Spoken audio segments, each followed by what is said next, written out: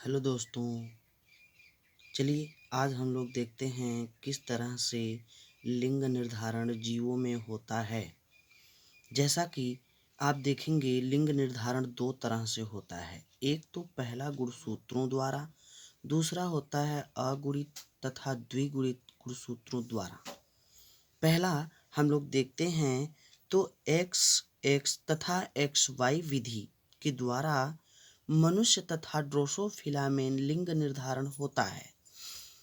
जैसे इसको समझने के लिए आपको सिंपल तरीके से समझ लेना है। जो एक्स एक्स यहाँ पे आपको दिख रहा है, जो एक्स एक्स ये मादा है और मादा का प्रतीक आप देखेंगे तो कुछ ये जो है इस तरह से बनाया जाता है ऐसे।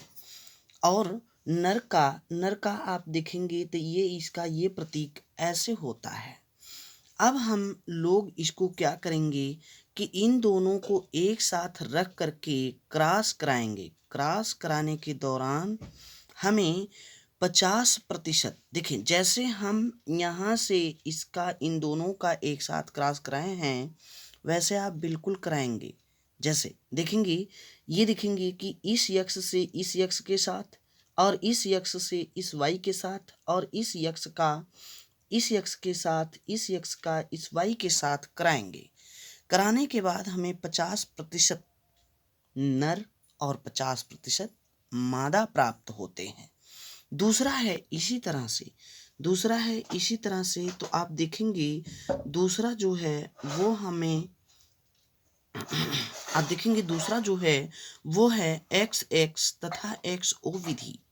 यह विधि जो होती है इस विधि के द्वारा टिड्डी, खटमल तथा कृमियों में होती है।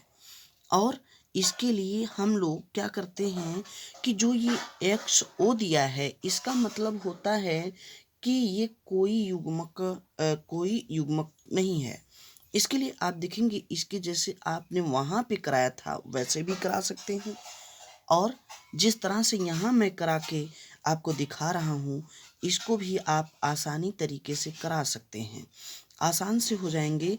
तो इनमें भी आप देखेंगे, बस इतना समझ लेना है कि इसमें जो एक्स ओ विधि है, इसमें जो एक्स ओ है वो एक्स ओ नर है तथा एक्स एक्स मादा है। ठीक, उसके बाद इसमें भी 50-50% नर तथा मादा आएंगे। तीसरी विधि हम लोग देखते हैं तो तीसरी विधि वो क्या है, वो है ZW और ZZ विधि। ये विधि मछली तथा सरीसृप की अगर हम बात करें बच्चों तो इसमें सांप तथा जो रेंगने वाले सभी जितने भी हैं सब इसमें आते हैं। अगला है देखेंगे इसके बाद इसको कैसे कराना है, सेम वैसे जैसे आपने वहाँ करवाया वहाँ आपने देखा। देखो इसको समझने के लिए बहुत आसानी से आप समझ सकते हैं। और इसी तरह से और भी जीवों में लिंग निर्धारण होता है जो हम आपको अगली वीडियो में अपनी बताएंगे। अगर ये समझ में आया हो तो इसे प्लीज़ लाइक और शेयर करें। धन्यवाद।